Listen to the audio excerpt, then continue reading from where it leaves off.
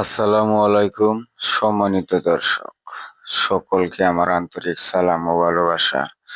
সবাই ভালো থাকুন এই কামনাই করি।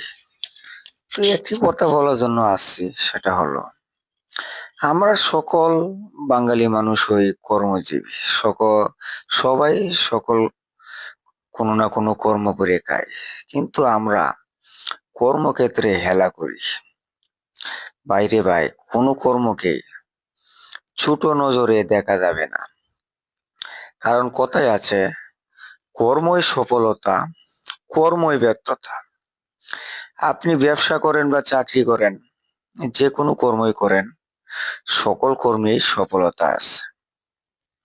কোনো কর্মকে ছোট নজরে দেখা যাবে না। কারণ আপনি যদি ব্যবসা করেন, মাসে 30,000 টাকা ইনকাম করেন, আপনার সেই অবস্থানে আসাও অনেক মানুষের স্বপ্ন। তাই হেলা না করে, হাল না ছেড়ে হাল ধরে রাখুন। কথায় আছে, হাল ধরে যেজন হাল জুড়ায় সেজন। হাল যদি ধরে রাখা না যায়, কখনোই আপনি আরো হাল বাড়াতে পারবেন না। সুতরাং আপনি ব্যবসা করুন, চাকরি করুন, যাই করুন, সকল কর্মকে সম্মান করুন। কোনো কর্মই ছোট নজরে দেখা যাবে না।